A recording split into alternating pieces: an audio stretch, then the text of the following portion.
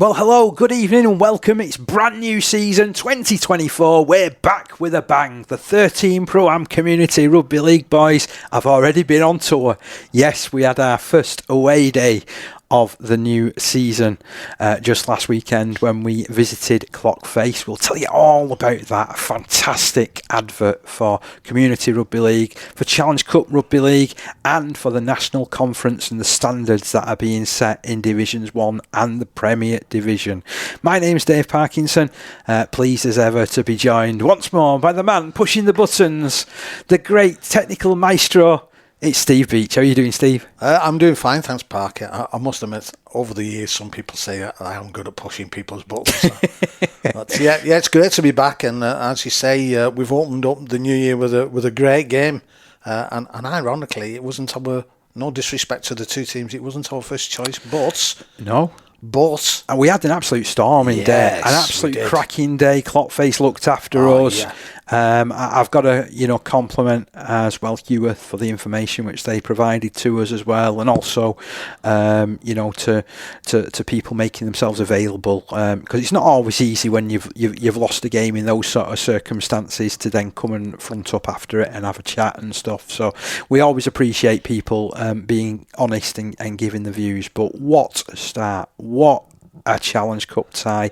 What a start to the Challenge Cup in 2024, Steve. Yeah, absolutely superb. I mean, the results, sort of, as we'll go through a little bit later on, threw up to, some interesting some ties and obviously results and showing things that of people that have gone through.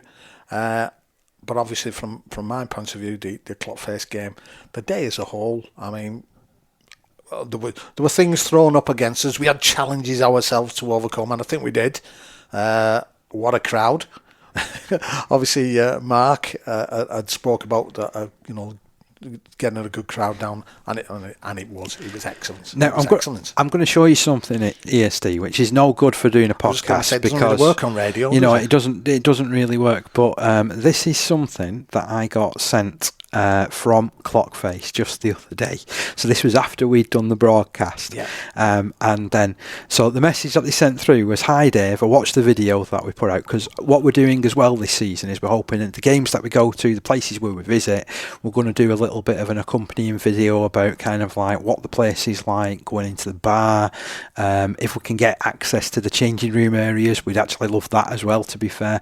But it's just about showcasing some of the community things, because if you've never been to any of these grounds, you're missing an absolute treat, aren't you? So I felt we did that. So anyway, this was the message that I got from Clockface. It says, "Hi Dave, I watched your video last night. I like the comment about the vociferous Clock supporters. They haven't changed in 103 years. Here's a pic from a Clockface caricature match report from 1921. And then you'll see just so basically it's Clockface have played against a Widnes-based side in this particular game, which for our Yorkshire listeners and Cumbria listeners, Clockface and Widnes are literally very close to each other. It's on the boundary of St Helens and Widnes, and that's where Clockface are. So on this, so on this, there's a couple of pictures of rugby players, running tries and stuff like that. But then there's an irate spectator on the side of the pitch, and it says, "One of the 100 visiting supporters who flabbergasted Widnes people by their enthusiasm." And I just love that. I think that is absolutely brilliant. It was superb, and the crowd was really, really good crowd. And I think I mentioned in that video that they're on about, so right at the end, that the crowd there at Clock, no matter how many people you get, they will be vocal. There's no ifs and buts. Even if there's a few, you will know they are there. So I'm certain that crowd and that support is going to. I'll be surprised if it doesn't double for the next round against Siddle. It'll be really good. So before we go through the roundup and our thoughts on the game, we've got a couple of interviews to bring you as well from the relevant coaches. I wanted to get your opinion, Steve, on one of the key areas that we saw in action, perhaps for the first time this season, regarding how the games are going to be refereed. So we had a very experienced official in the middle of the field at the weekend, Warren Turley. Lovely to see him back, by the way, because he hasn't really stepped into the middle reffing consistently for a number of years. But he reached quite high standards and high levels. He's a guy that, you often see on Super League matches as a touch judge. Yeah. But he hasn't actually been regular in the middle since 2016. Yeah. But he was telling me that he's looking to get back, regular. He had a few, injury problems and issues. The Turley family, as I know, they've got real issues with shin splints. Oh, so it's a terrible thing, that, isn't it? Shin splints. Painful, very painful. Anyway, I digress. So he's got himself fighting fit again as Warren.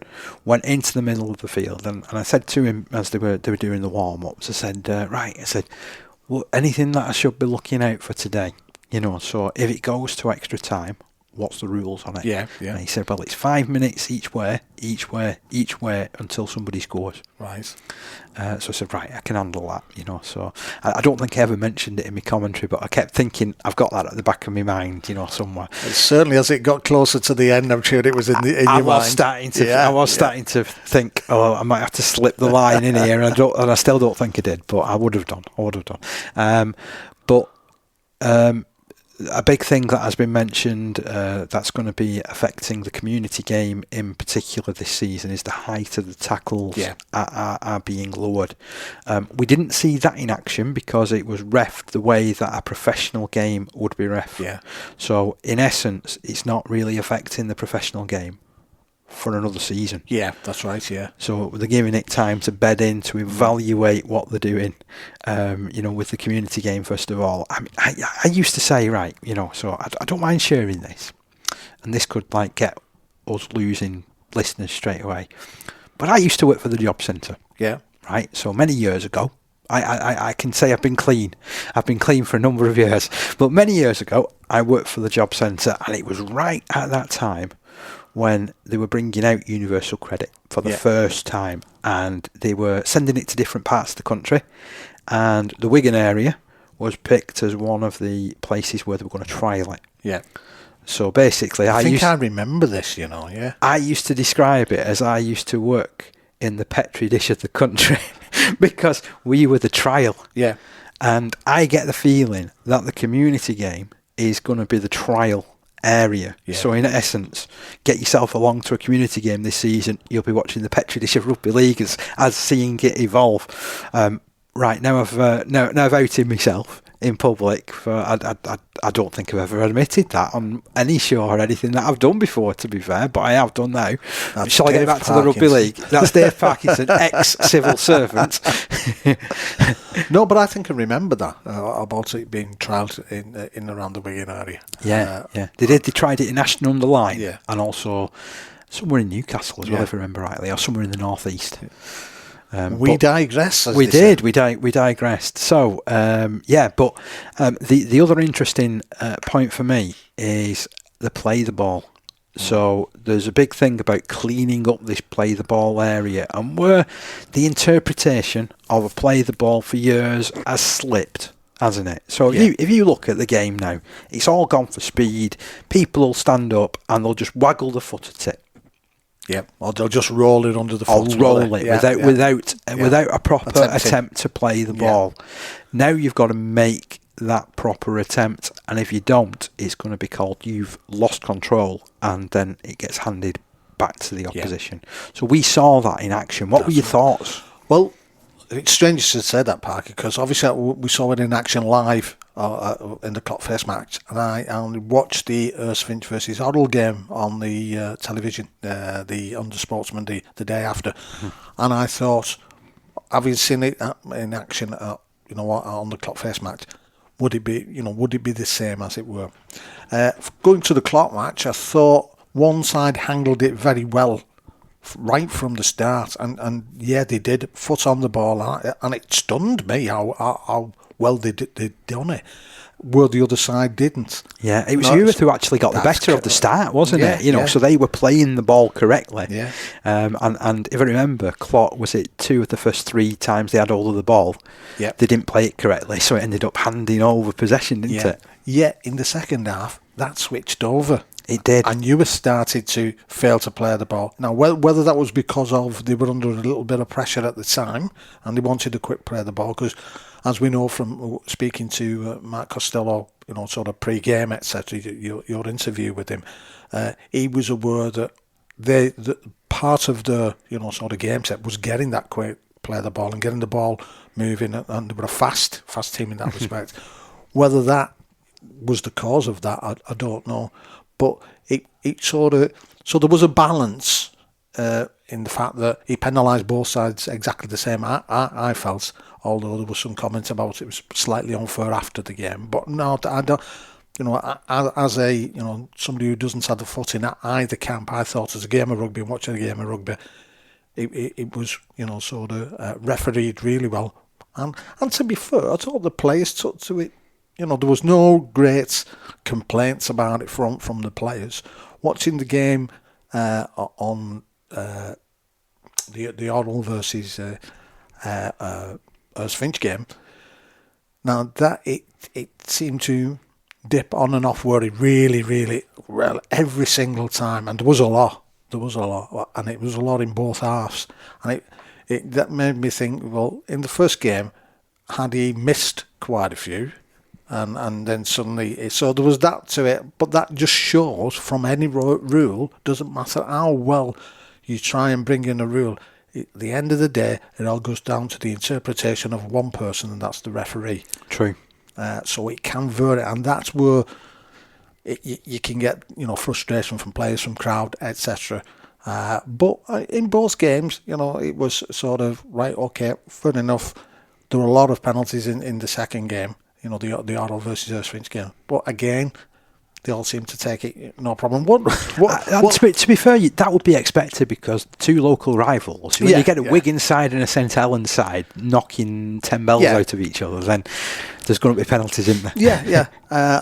What did surprise me was, obviously, you're saying that you spoke to the referee beforehand, and I was there listening to you talking to him and asking him about what rules were going to be played, etc. And he mentioned the play the ball. So we knew about that, and we kept an eye on that.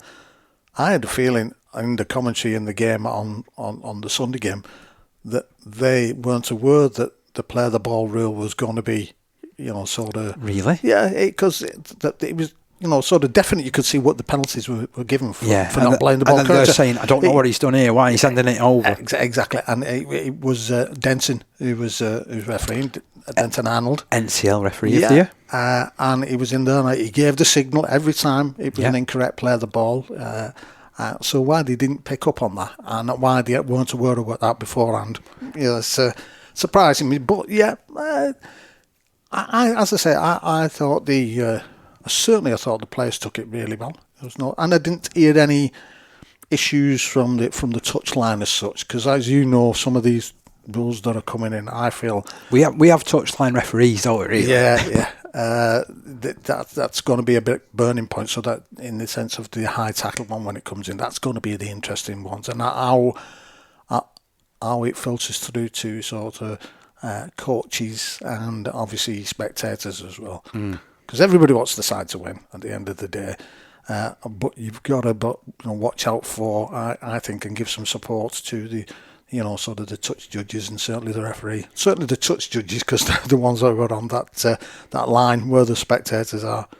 So certainly if you haven't been out to a community game just yet in 2024, and I'm sure that your time will come, we're in next round at Challenge Cup, got to come, and then there's teams that are going to be announcing friendlies. I noticed that some of the Cumbrian clubs have announced a great big long list of friendlies actually, over the next few weeks. So again, we'll sort of mention about those and what's happening up there in future shows, but it is definitely something to look out for, as well as because I know what's going to happen, because you're going to get, that's never a high tackle, exactly, that's never a high tackle, because it's not been penalised in that way before.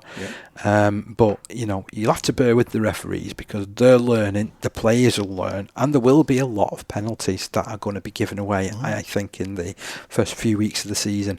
Then I think it'll really settle down and everybody will get a handle on it, but, there's still a few things and a few teething issues with it, so for me, the messaging still needs to come out properly from the RFL. I do believe that there are a series of webinars that are going to take place, and hopefully if you're involved at a club, you have received notification of one of these that is going to be ahead. I wish I could give you a whole list of dates and stuff, but I haven't received them myself, so I'm not going to go there and try putting words out there that I've not got. Yeah. But yeah, I'm looking forward to this season. The first round of the Challenge Cup has really, really whetted my appetite. Mine too. The only thing about the rules point of view, and everything that you've just said, I totally agree with Parker, and we've seen with rules that have come in the past. The things that have happened with some rules in the past, you start off the season where it's so vociferous and there's so many penalties given because there are infringements, but then the players get, learn the rules, as it were, or rectify their ways, and then obviously there's less penalties. There's fewer penalties, isn't there? Yeah, and it's because you're working with the referee as well, isn't it? So your best bet is to work with the referee, not work against him. But what has got to happen, what tends to happen is then it's also with people getting the rules and understanding, with the rule changes, etc. Sometimes then they slip back into the ways, and the referees are at fault as well, in the sense that then they don't continue to penalise the same things consistently. Because if you'll find, and you can look back over quite a few Super League years. I don't think we're going to get that with this, though. I think it's going to be really consistent through the season, because I'm sure that this is being mentioned in every referee's meeting right up and down the country at the moment. Well, how many times have you seen high tacklers done throughout the year? They've all been penalised, and you get into the playoffs and suddenly there's a few high tacklers getting there. Yeah, but you're... Oh, hang on, that would have been sent off last week. You're usually talking about when there's, Super League final appearances that are up for grabs and internationals. Shouldn't make any difference. You're right, it shouldn't make a difference. Rules are rules at the end of the day. Rules is rules. If you are getting somebody who pays his well-earned money to play the game, getting penalised and can miss games, rightly so, then that should be no different than somebody who's playing it professional. Now that I agree with. I do definitely agree with, and it will be interesting to sort of see. But the professional game isn't going to be refed in the same way as a community game, is it, this season? No. So that's one thing to bear in mind as well.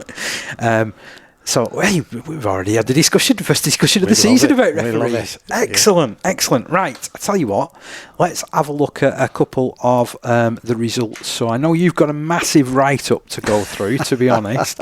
We've got the game that we was at. I'll bring you up to speed with that.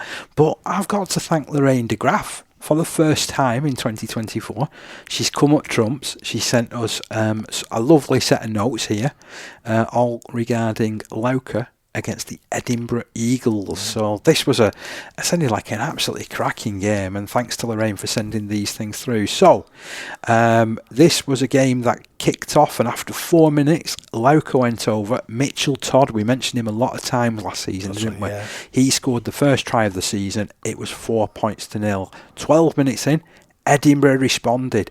An unconverted try from Ross Maudsley to make it 4 points each. Then after 16 minutes, there was a penalty for Lauker, which Jamie Scott converted to nudge them in front by 6-4. Then in the 20th minute, Lauker extended that advantage out to 10-4 when Luke Stockton slid over the line. And at half-time, that was how the scoreline was, 10-4 in favour of the hosts, Lauker. Just a minute into the new half, Edinburgh, they've got a really interesting contingent of players who they're army personnel actually. Yeah. Who are based up, sort of around the. We've spoken to these in the past, weren't they? In a final a couple of seasons ago. They were. I commentated on it for our league actually. Yeah. They were in the north. They were in like the northeast finals. That's right. Yeah. Cracking game as well, to be honest. So one of the Fijian contingent was Viliami Rockabuli, and he went over. That was converted by Rory Hamilton, 10-all. Then just 4 minutes after that, Matt Needham went over for a try for Lauker. That was converted by Jamie Scott. Suddenly parity restored, 16-10. Just a couple of minutes after that, 48 minutes, Edinburgh score through Mark Robinson, and it's 16 points to 14. And then 3 minutes after that, a fantastic score for Edinburgh. Apinai Kororau going over, 16 points to 18. Lauker wrestled the lead back after 58 minutes when Luke Stockton went in. That was converted by Keith Campbell, and that made the scoreline 22 points to 18. And you're thinking, Lauker's on the way to victory here. 71 minutes into the game, so 9 minutes before time, there was a try and a conversion for Edinburgh's Lewis Clark, and that nudged them in front by 22 points to 24.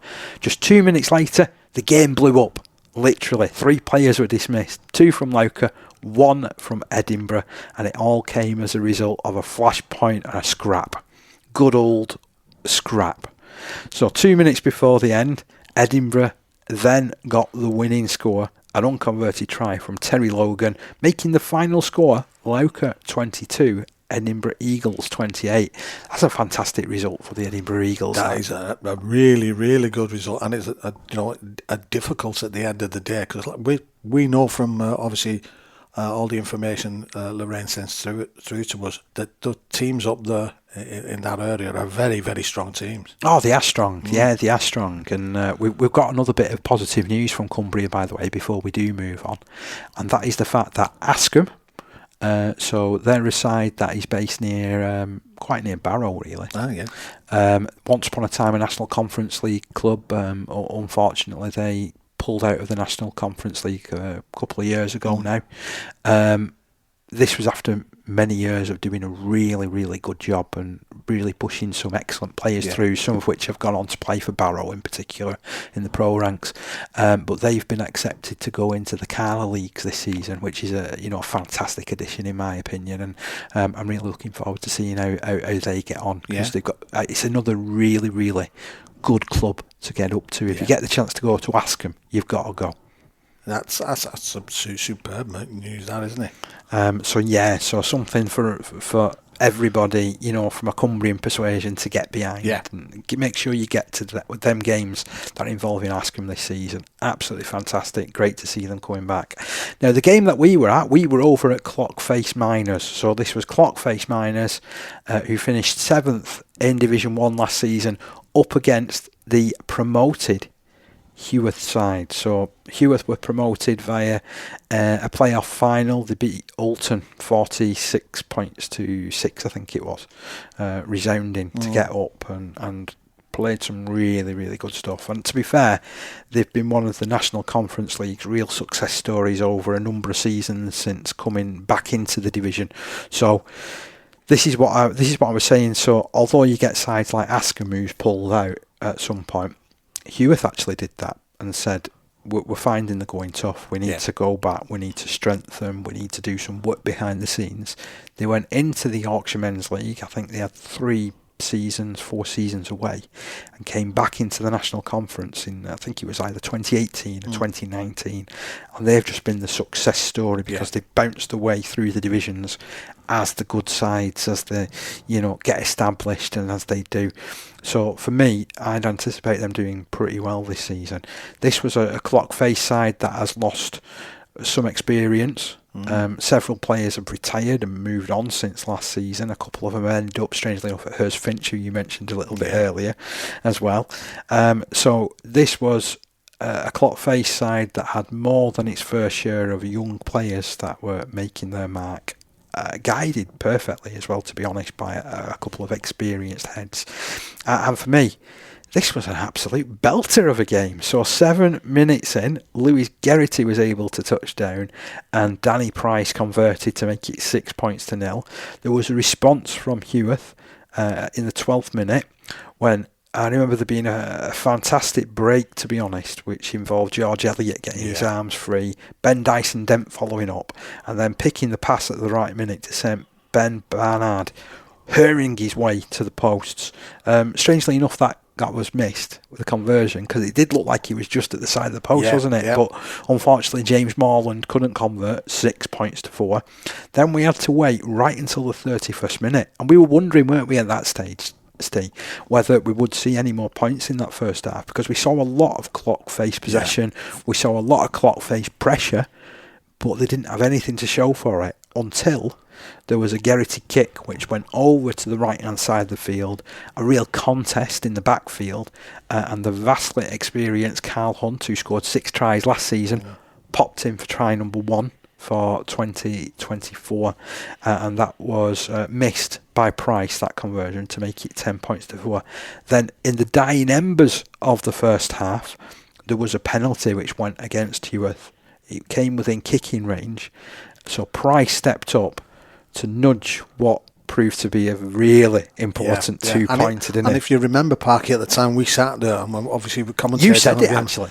I said a lot of the time, I said, it's worth having a go at it. It was one of those where, unless you got the confidence to have a go at it. It was a bit of a way out, wasn't it, really? Yeah. It was about 40 metres out. And if you remember, there was not a massive win, but it was significant from that end. So it was tricky in that respect. Where it nearly blew my hat off at one point. Yeah.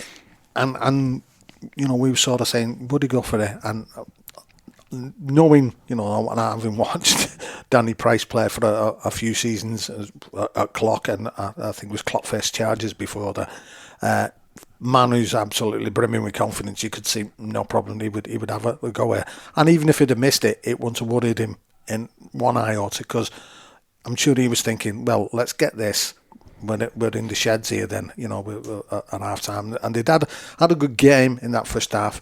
Probably were a bit worried about, should they have come away with more points? Because I know they had 2 tries missed on the left-hand side because they were moving the ball about. But he stepped up, as he said, and he put it over. And in the bigger scheme of things, it was probably, a really significant point, which I only thought about on the drive home, actually. But I think you mentioned it. I think you said at one point, that could be a really important 2 points. Yeah, true. At that stage. Yeah, you but I don't think I think it's one of those things where, if in cup games, certainly, if you've got a penalty, you take it. You've got that in the bag. But I don't always think at that particular time when I said it, I didn't think the significant specific. How really telling it would be. It was, as I say, it was only on the drive home. I thought, my God, that kick was, yeah. So it was 12 points to 4 at half time, and like you said, Steve, there was a couple of tries that went a begging as well, particularly when Clockface moved it out to the left hand side. Jimmy Jones twice having tries chalked off, and he were a bit unfortunate when he hit both of them, to be honest. Yeah. I mean, it was good defending. Oh yeah, without doubt. Give Heworth the due there. Because they were under the pump there for a good spell, and as I say, Clock would have come away kicking themselves in the sense that they hadn't come away with more points than they actually had. So we rolled up our sleeves. We were thinking, hey, we've had a cracking first half. Would the second half come anywhere near it? You betcha it did. So just a minute into the new half, Clockface had the perfect opening when the ball was fed down the right hand side, and I think it was Danny Price who got the last pass in, to be fair, and Luke Layden touchdown at the corner. Absolutely fantastic opening to the half. Again, it proved too far out to be converted, so it was 16 points to 4. And then just 5 minutes after that, Jimmy Jones finally had the try for him to celebrate. And this was a fantastic passing move. I mean, I've listened back to our commentary. It didn't do it justice, to be honest. It didn't do the movement justice at all, because it went through about 4 sets of hands. All the way out to the left-hand side of the field, and there was a perfect pass from, I can't even think who it was who got the pass away from the inside. I want to say the centre, on that side, who managed to do just enough to hold the defender and pop the ball out for Jimmy Jones to score. That was converted brilliantly from the touchline. 22 points to 4. Clockface are in absolute second heaven, aren't they? Well, the momentum was with them from that Luke Layden try. Yes. And you could see, they started to throw the ball about. And in fact, the try Jones scored was very reminiscent of the 2 that he didn't manage to get over. It was the same sort of move. It was quick hands straight across. Probably even quicker, like you said, because of, the momentum that they have. And they must have felt really bored there with getting certainly the first try and then getting that on the back of it, and then they 22 points to 4. Yeah, 22 points to 4. Heworth, they were shell shocked, really, weren't they? And we're thinking, right, how the heck do we get back into that one? Up steps George Elliott. Now, this fella is absolute dynamite. And again, if you're going to get yourself along to Heworth this season, and there's one player in National Conference League that you want to go and watch, for me, it's George Elliott out in the centres over at Heworth. He scored 23, 24 tries last season. In fact, hang on, got the actual stats here. 23 tries and 7 goals last season. So he realises that there's nothing doing. They've actually, by this point, the 56th minute, they've switched him to stand up. So he gets the ball in the middle of the field, and he looks to his left hand side and thinks, nobody really wants it. There's nobody ready for it. They're all building for the next play, and he's thinking, right, what can I do then? And you could see him sort of scan, almost slow motion. You know what it reminded me of? You know, like that on the Terminator, where he's in the bar and he's like looking round like that. You know, again, this isn't very good for radio, but you know, I'm doing like the Terminator pivot as he's sort of like scanning the room, and you could see George Elliott do that, but obviously a lot quicker than Arnie Schwarzenegger did back in then. So anyway, he scanned the line and he thought, right, I'm going. So he skipped off to the right hand side. He spotted one of the defenders as clocked off, takes him on, and carries another one over the line. Fantastic individual stuff. So Dyson Dent converts to make it 22 points to 10. They're still out of the game at this stage for me. But then you get the feeling, as we've mentioned, there was a couple of silly penalties which then started to go against Clockface. They sort of started to feel a bit of pressure. Heworth suddenly thought, hang on, this game's not done. Liam Richmond, who was another star of the show last season with 17 tries, the second rower, he nipped in for a score after 68 minutes. Dyson Dent couldn't convert that one, 22 points to 14. Then it's hold on to your at sort of time, because you thought, if they can get another try. Yeah, because I was saying, we were talking about Clock having the momentum in that, certainly that first part of that second half that really buoyed them. This happened for Heworth, and it was like a role reversal, wasn't it? Because in the first half, if you remember, Heworth were guilty of giving those penalties away when they were in good positions. There was one where they were right on Clock's line. They defended they'd attacked really well. Then they were defending the set of 6, and you're thinking, if they can keep Clock here, they've got a good chance of getting back onto it. And it was just one stupid mistake. 2 or 3 players later, Clock were up the other end and I'd scored a try. But obviously, the momentum now was with Heworth, and you're thinking, I've Clock run out of steam here to a certain degree. So when you're chasing a game, and I've already mentioned him, who do you want the ball to go to? That step up, George Elliott again. He chipped over the top, collected, did a little pivot to go inside the fullback, who I think at that stage was Highcock, who was playing fullback then. Price had gone off it. It gave him no chance whatsoever, Highcock, because it was a wonderful step, under post, he swerves. He adds the goal in quick time. I think it was a little drop goal attempt, to be honest. Did you recall that? No, I think he placed it, but he did do it quick. He did do it quick, yeah. Was it that quick that United? I was thinking it must have been noting it down or something, because I looked up and next thing it's over the posts and up 2 touches is there with the flags in the air. So 22 points to 20. And it was lads for those last few minutes, wasn't it? It was. And Heworth, they came up with this move, and I can swear to this day that it's going out to George Atang on that wing. And next thing you know, it's snatched out of the air by Lewis Geraghty. Yeah. And they just managed to play it out then, Clock, to take home the win, 22 points to 20. Absolutely fantastic. And what scenes at the end. It was superb. It was the game as a whole sort of encompassed everything that you want to see about community game. It was a hard, tough match. It wasn't dirty at all. It was some really good rugby played, and at the end of it, everybody was in the barn afterwards having a drink with each other, and a lot of those fans stayed behind as well, and put some money in the coffers at Clock, which these early rounds of Clock Fair, these early rounds of the Challenge Cup are about to a certain degree. With the community clubs, it's getting them those sort of money's in the coffers early doors to help you go for the rest of the season. So we thought it was a brilliant advert for Community Rugby League and for the Challenge Cup. At this rate, we need to be inviting more teams into the Challenge Cup, to be fair, from a community point of view. But that's another discussion for another time. I can already hear people at the Rugby League going, don't go there, Dave. Don't go there, Dave. Not yet. Not yet. I'm not going there yet. We're too early for any controversy. Anyway, that's what we thought of it. But what about the two coaches? Well, first of all, I heard from losing coach of Heworth, Scott Rhodes. This is what we had to say. Green cooling keeps the 13 Pro-Am Community Rugby League show cool, even when tackles get heated. Well, Scott, we're in the aftermath of what was a titanic Challenge Cup game in the end. Your Heworth side just losing out. How did you see the game?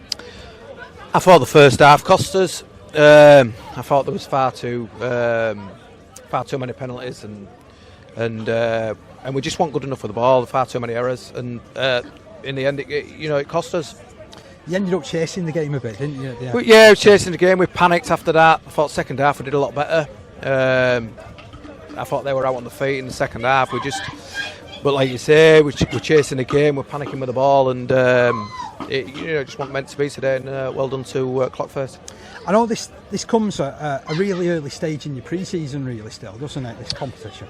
Yeah, pre-season's been a bit stop-started for us, really. So, but it was good to get out today. Blow the cobwebs off, and we as a group, as a team, we've got to do a lot better than that. And going into Premier, where it'll come week in, week out, we'll have to be much better. It's best that you get a wake-up call like that now than in season or it was about like today. It was about getting out there, but players throwing the bodies about and trying to get that combinations, with the ball. I think there's 4 or 5 missing today. One of our halves two of our halves are missing. And some players in the pack, but no excuses. It's we came today confident, and we just couldn't get over the line. Got to say, despite defeat, George Elliott came up with a couple of moments of magic. His 2 tries were just out of this world. Yeah, George has got that locker on. He's been doing it for years. As George, he's very very athletic player. He's big and strong, quick, knows game, inside out. And I thought he played really well today. Any other standouts for you? I thought Ben Barnard had a good second half. I thought the young kids. I thought George's Tang on the wing, who's come through our system. I thought he did pretty well on the wing today. I've got Tom Clark who put in 2 good stints. Who again has come through the system here. And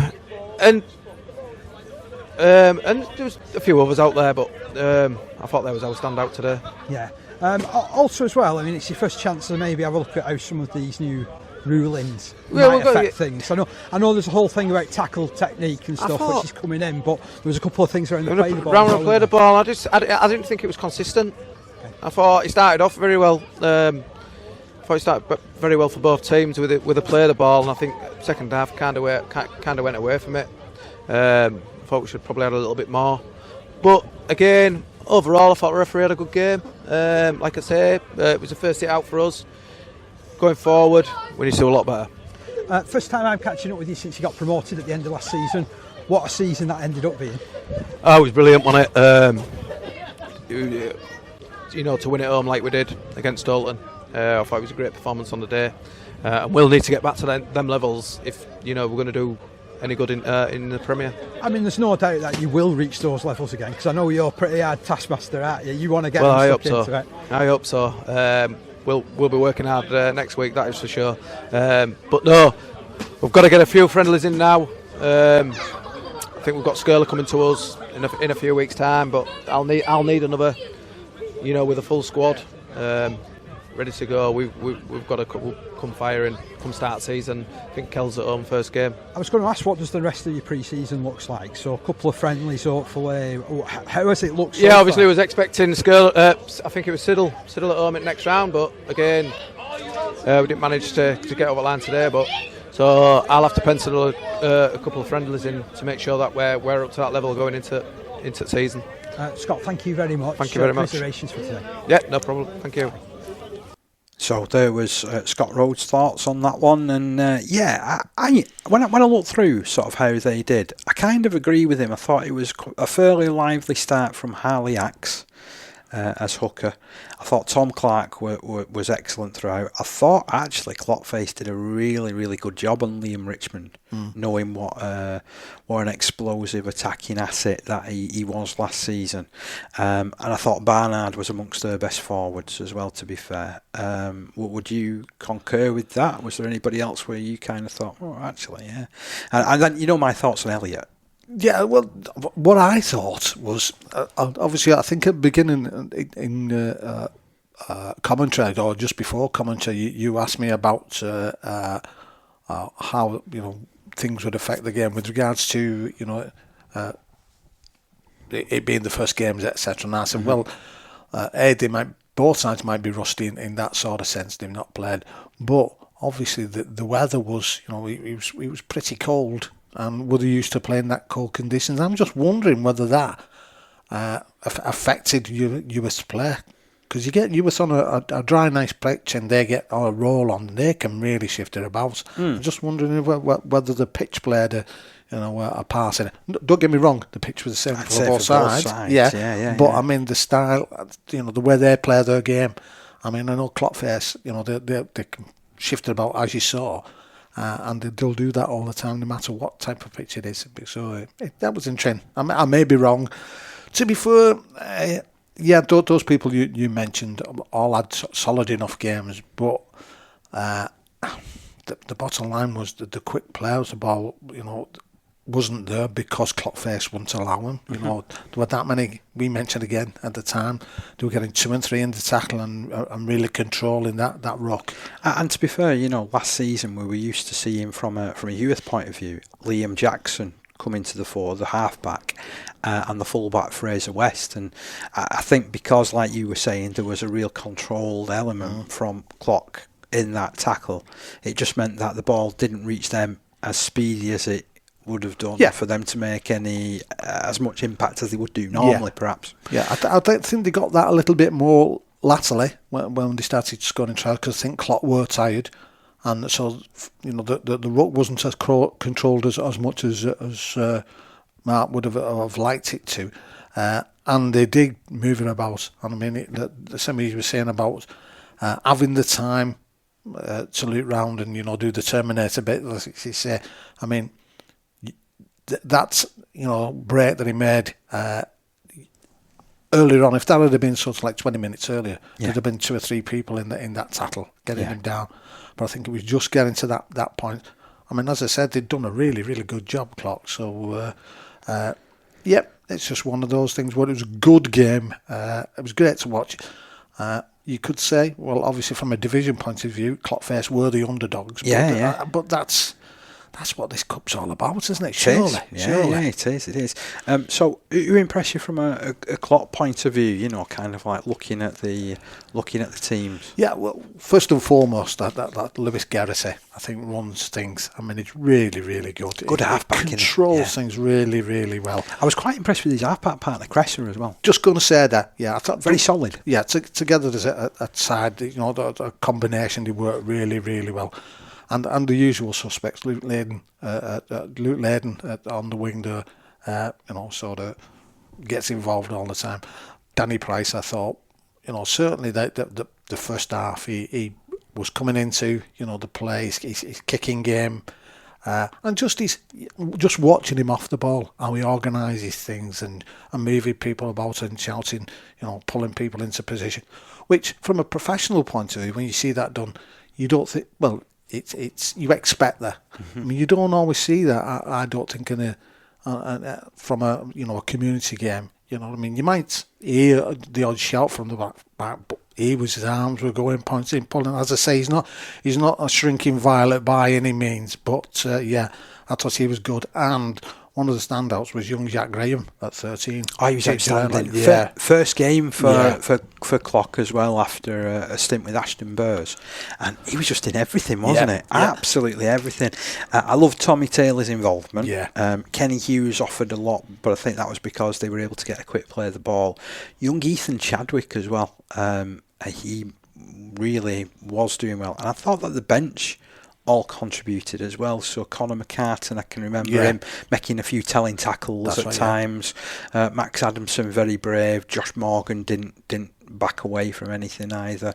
And of course, at risk of not mentioning that back row as well, Ben Rigby and Jamie O'Keefe, they were solid as rocks. Yeah, and I know quite a few of these. I know Jamie O'Keefe is in the only youngster, and obviously coming in and sort of getting involved in it, and he did get a couple of big hits, but got up straight back into it, and it's quite well noticeable from his brightly coloured skull cap. But they're going to stand out, for Clock moving forward, and I'm sure they're looking forward to the next round as well. So that was our thoughts, but what about the thoughts of the winning coach? Let's hear now from Mark Costello.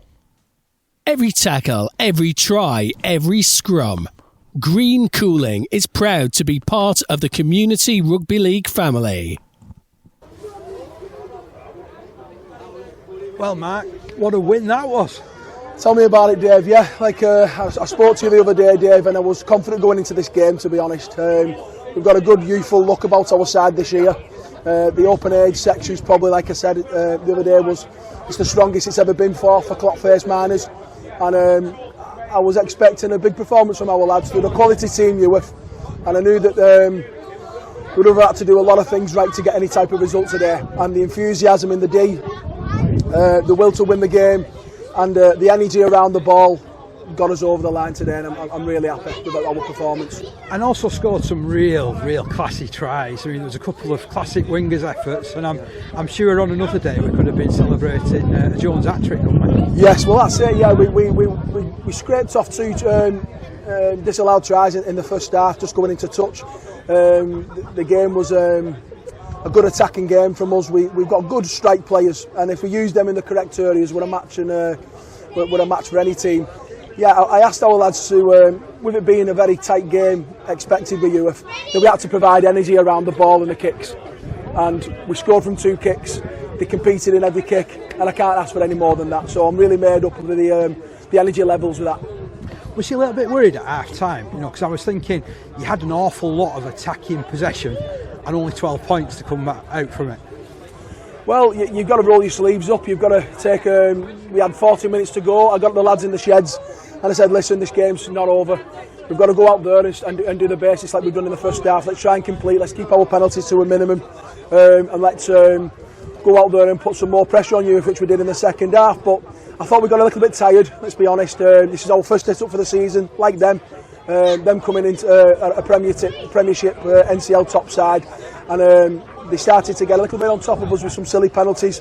Give any team penalties in this division, at this level, should I say, and they will hurt you. So they did hurt us a couple of times in the second half, but the resilience again, and the work ethic and the togetherness and brotherhood of the players was outstanding, and it was enough today to get the results. It bodes well, because the conversation we had, you've got 6-7 players that were in that team which have all come through the 18s, or they've come into the club. You're building something here now.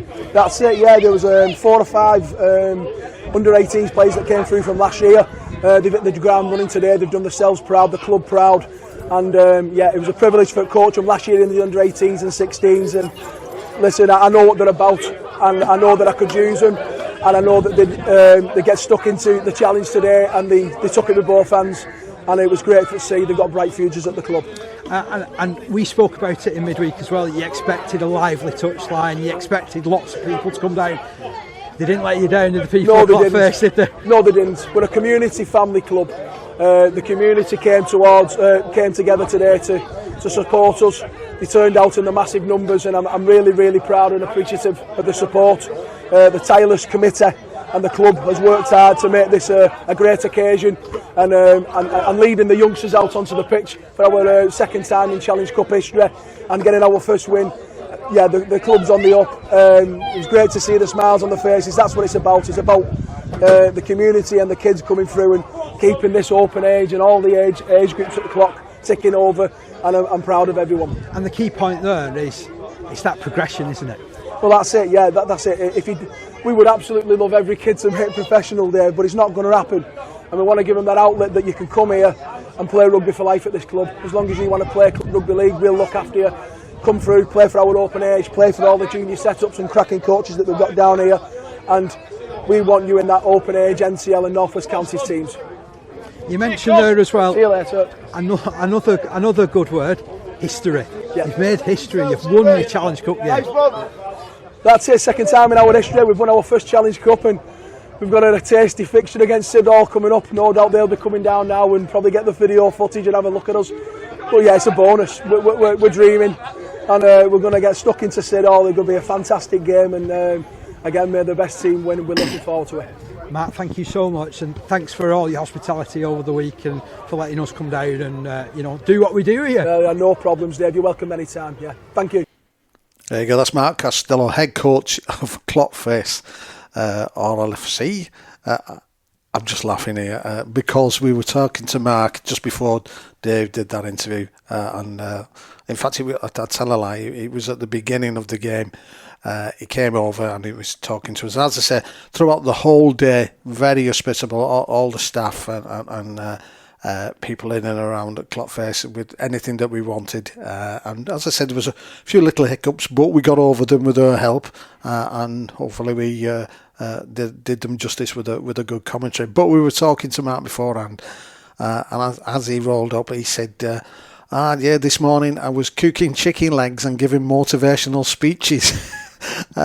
So that's the ups and downs of an NCL coach, and that just shows you they're involved in everything: buttering bread, cooking chicken legs, and it was funny actually because I know there's somebody was mentioning about a write-up that Mike Critchley did in the St Helens Star, which is obviously a local paper in St Helens, covering the match, and he mentioned that just before he managed to get the interview with Mark, he was on the pitch picking up the water bottles and fetching the post pads in, and that's it's not what it's all about, but that's the part of the way this goes.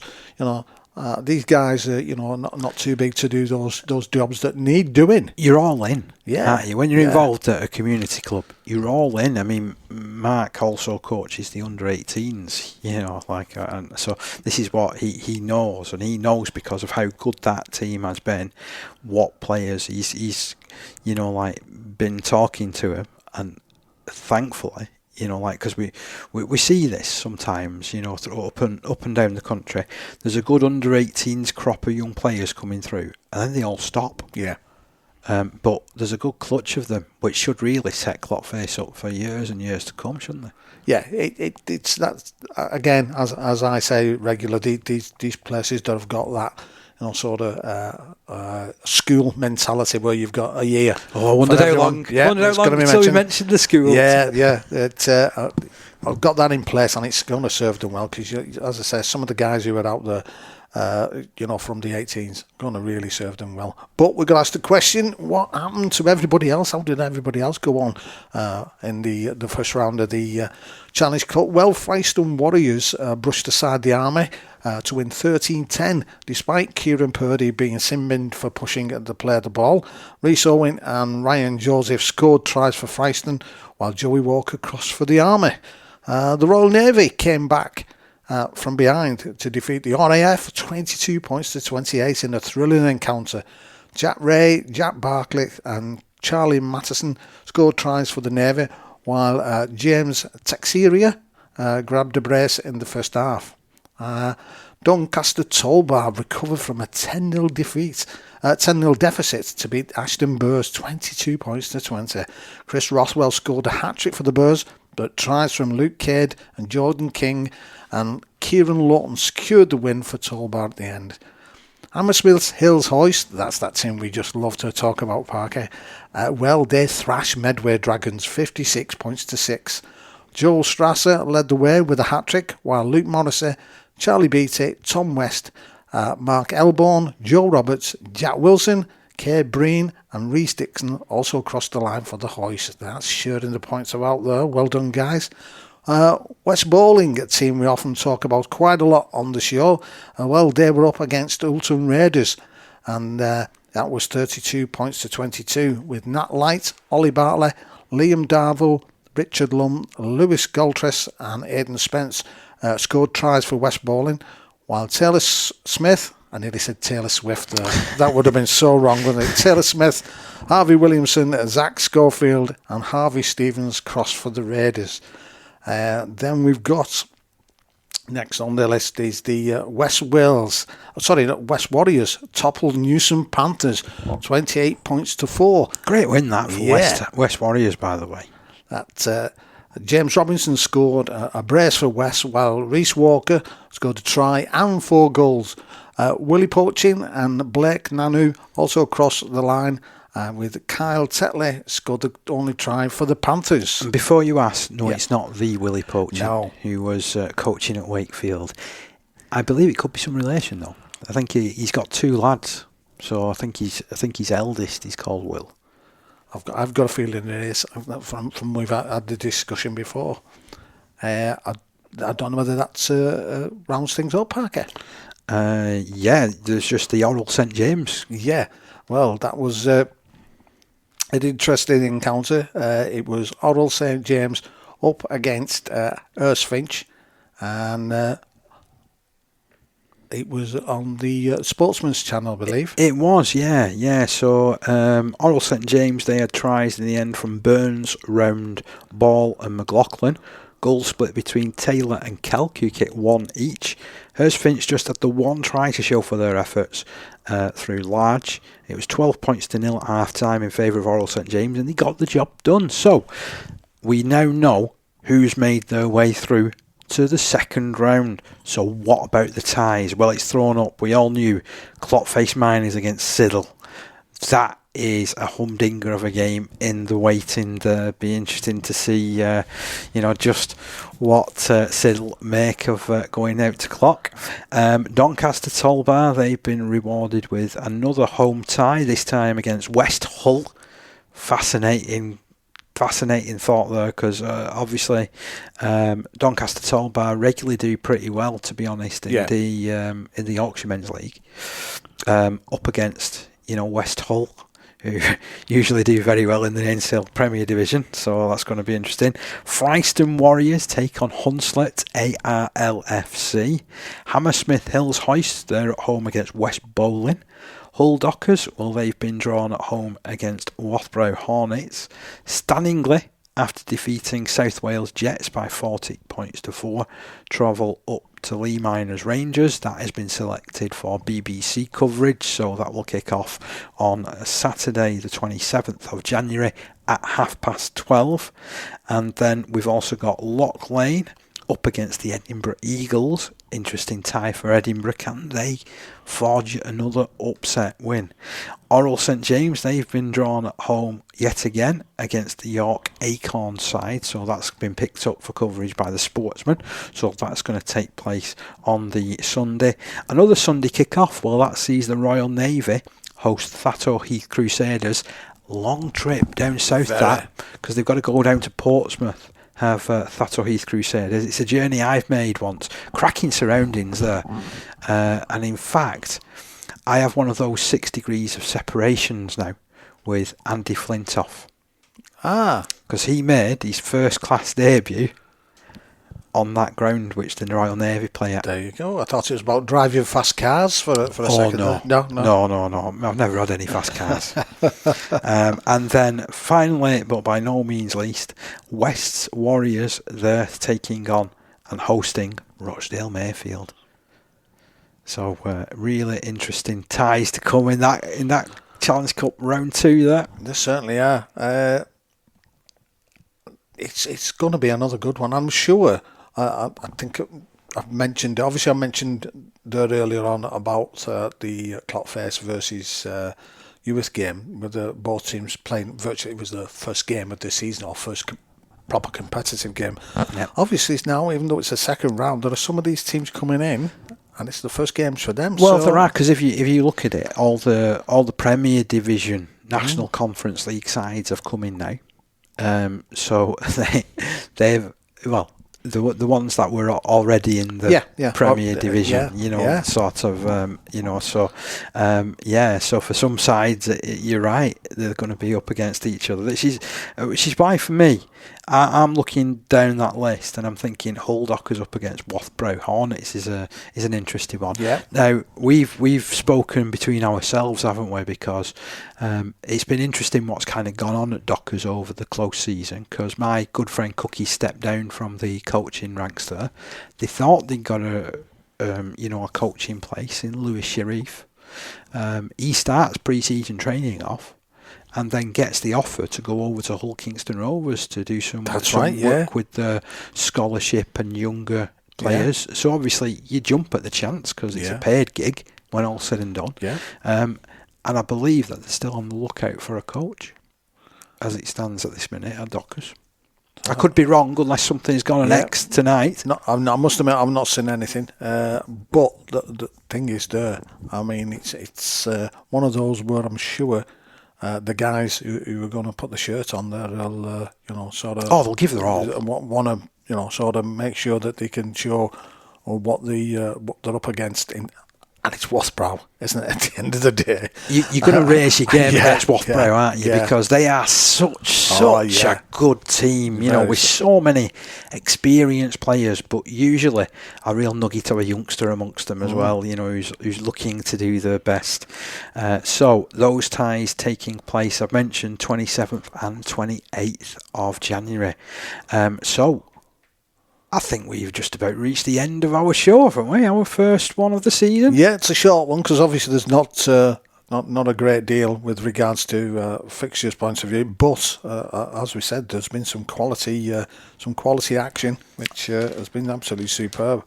And it's nice to be back out there again, isn't it? Yeah, and hopefully that next round of games as well, we will be bringing you one of those. We've just got to confirm things and make sure that everybody's okay with us doing our commentary.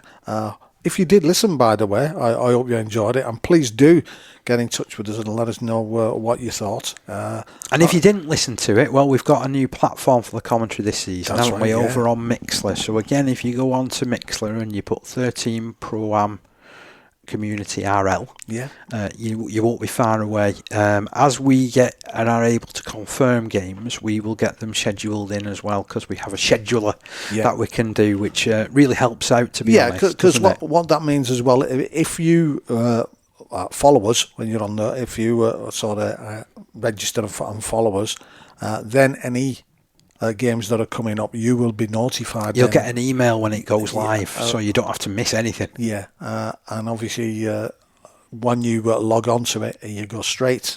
First thing you do is go straight into the page. Just click on the page, and obviously once the time is there that says that we're starting. Hopefully, fingers crossed, the way they've gone. It says touching wood. It went well at Clockface, I must admit. And we really enjoyed it. We really did enjoy bringing it to you. And as I said in a tweet that I put out, we're not looking to take anybody away from going to games, which I'm sure that it's not going to do. What we're looking to do is that if you're any far-flung parts of the globe and your local team's playing and we're covering it, please join us. If you can't get to the game for any reason whatsoever, it might be difficult for you to get out, but you still want to find out how your community side's going on and you want something to listen to, again, you are more than welcome to join us. We will be very, very pleased for you to do that. You could even turn us on in your workplace, but you won't tell your boss. No.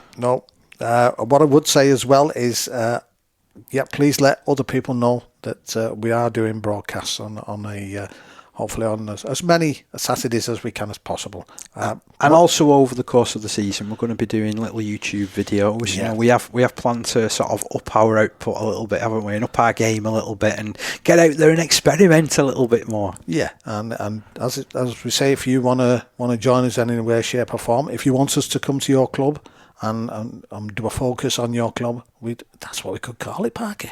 Club focus. Club focus. You're onto something there. That sounds very good. But if you want us to do that, please drop us a line, because we'll be more than happy to do that, because the bottom line is the more people we can sort of just shine the light on a little bit, because the thing is, and I was speaking to someone the other day, rather high up in the NCL, and I was saying that, both me and Parky, fortunately, we've got the technology now to be able to do this for the teams that have not had that focus put on them in the past. And we're more than willing to do that, and do enjoy doing it. We enjoyed it the other day. We've done a couple of gigs since just testing things out. We went over to for the Yorkshire Cup final, which we enjoyed. We did immensely. Again, thanks very much all the guys who were there. Again, just testing things out. A few hiccups there, but it wasn't going to set us back. What we did, we learned from what mistakes were there, and we've moved on. And by learning from those mistakes, I thought we, without patting ourselves on the back too much, I thought we managed to do not too bad. And we'll learn again from what we did on Saturday against Clockface. Although if you do want to send us a pat on the back, that's quite okay. No problem at all. Right, okay. We've said enough for 1 week. Steve, absolute pleasure. Thank you so much. Really enjoyed it, mate. As I say, we mentioned at the end of last season we were hoping to move things on. Really, really enjoying it. And we've got to also thank our new sponsor as well, haven't we? Green Cooling, you know. So you're going to be hearing a lot. You may have heard little jingles that we've been doing along the way as well. So I know Steve's been hard at work with those and working his magic. So yes, again, we'd like to thank Green Cooling for their support over the course of 2024. We'll be back again next week. Rugby League's secret weapon, Green Cooling, scores with the 13 Pro-Am Community Rugby League Show.